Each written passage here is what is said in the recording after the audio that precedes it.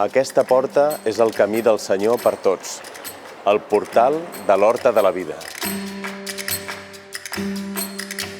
Doncs realment el romànic podria ser com aquella porta del temps del Doraemon que l'obres i te'n vas al segle XI, al segle XII, al segle XIII a Catalunya.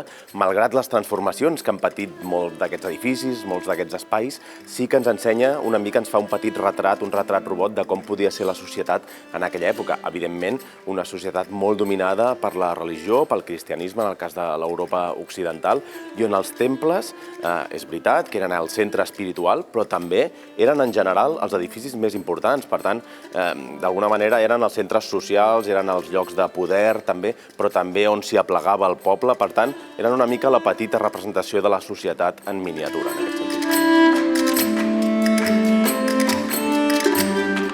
El romànic és tot un compendi de temes universals, des del naixement, la creació, la representació del cos humà, del sofriment, la mort, la virtut i el vici, la resurrecció. Per tant, tenim tot un ventall de temes que aquests no han canviat tant. Al llarg de la història de la cultura, de la història de l'art, seguim parlant de moltes d'aquestes coses, no? Per tant, sens dubte, el romànic ens mostra tota una representació d'aquests temes amb l'òptica de l'època, però en la que avui també ens hi podem sentir representats.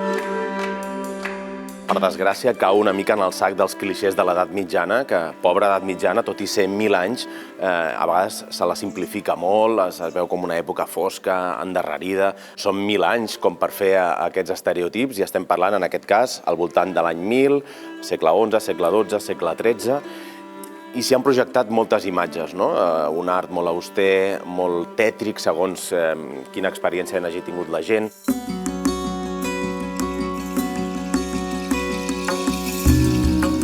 Però des d'un punt de vista estètic, per exemple, si ens hi aproximem, no té res de tenebrós, especialment en les arts del color, en la pintura, en l'escultura, els frontals d'altar.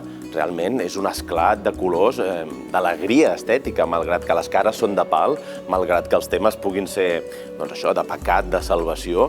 Per un gust, per una mirada d'avui en dia, estem veient pràcticament pintures avantguardistes en molts casos, o que connecten amb l'expressionisme, amb el surrealisme, fins i tot amb l'abstracció, aquesta pura contemplació de colors. Per tant, ja només des d'aquest punt de vista podríem treure una mica el romànic d'aquest sarcòfag de l'antiguitat. En la seva utilització antinaturalista i arbitrària del color, lleons verds, bous blaus o àngels amb ales vermelles. I una mica en contraposició a aquesta idea del romànic més blanc, més auster, trobar-nos amb aquesta pintura, amb aquests mems, que són tota una galeria d'emojis, de gestos, de logos, fins i tot, perquè jo dic que el romànic, en lloc de fer fotografies de la realitat, no li importa gens la versemblança i el que fa és transmetre imatges tan estilitzades que ens recorden pràcticament això, a la publicitat moderna. Les romàniques marquen amb molta intensitat. Doncs fer mems de l'art medieval crea això que en dic l'efecte uau, perquè molta gent que no coneix la plàstica romànica diu, ostres, primer, això ho tenim aquí,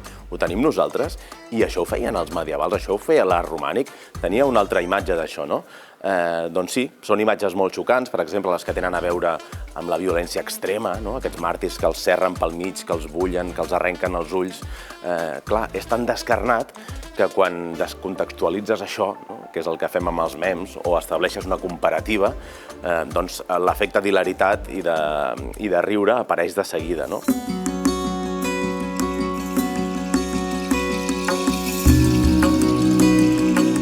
Igual que feien els surrealistes i els dadaistes amb la Mona Lisa, precisament, que li posaven un bigoti per mostrar que no era tan important, treure-li dramatisme a aquestes grans icones de l'art. Doncs aquesta que jo m'estimo tant, el Crist de Taüll, jo també em faig un fart de perdre-li el respecte, entre cometes, en aquest sentit, no? Li poso cares de tota mena, el comparo amb personatges famosos catalans. Una primera via podria ser jugar amb ell, no? Doncs jo, si em trobés amb el Crist de Taüll, li preguntaria per què està enfadat. Perquè està enfadat, perquè té aquesta mirada de tro, aquestes celles, no? Aquesta mirada tan seriosa, i ves, potser podria sortir algun tema de conversa, doncs que potser està enfadat perquè el van arrencar de casa seva, que podria ser, no?